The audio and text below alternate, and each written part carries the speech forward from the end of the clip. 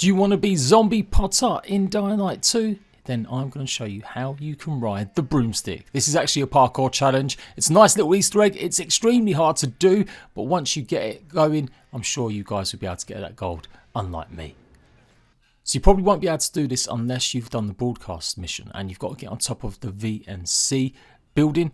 And if you don't know, minor spoilers, but broadcast is kind of towards the end of the game. So you come this way to access the developer room as well, but we're actually going to be going to a different building for this. So basically when you're on top of the GNC building, you need to get to this building here. So head over to the eastern side of the building and then jump on top of these blue crates and then, yep, fly over. Now, like I said, I have done this after the story has been completed, so it's a bit hard to see. No spoilers, but yep, and you want to be aiming for this crane. Try and get on top of it. You can maybe get up here from down below if you're really great at parkour, but it's kind of not meant to be climbable like it is. And you do this as part of the story. Again, not too many big spoilers. You'll find a weird mushroom. You're just about to gather it and it says actually turn on. So keep holding it and you have to do this a whole bunch of times. It'll do some weird little magical electrical effects and again, you've got to repeat and it gets a bit slower and slower and you have to literally sit there holding it. I don't know why the developers thought this would be interesting, but there we go. It will multiply and multiply, keep getting bigger and bigger until the final one, and that's when it activates the parkour challenge. And you can come back here over and over again, although you do have to get here by the same method, going over to the VNC building and jumping off of it and aiming for the actual skyscraper. So a nice little Easter egg.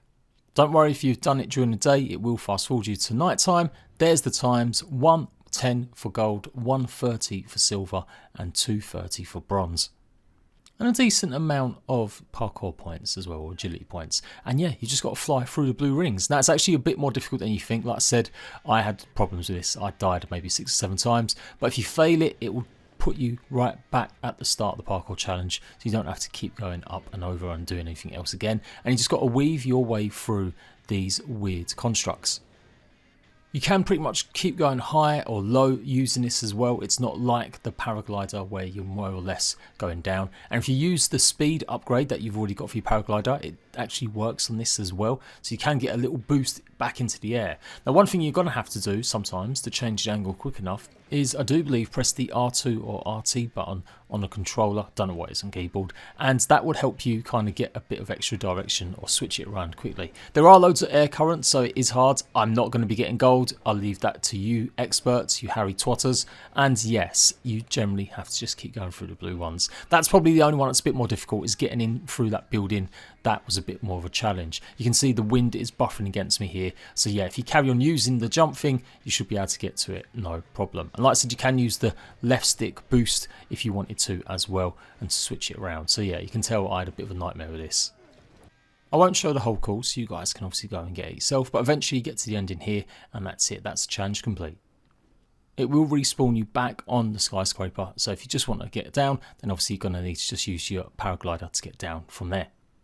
And like I said, if you just want to piss about, well, you can actually go off the course and just float and run around the city, and it still works as well. Although I think eventually it will say that you veered too far off course and it will basically fail you and restart you again.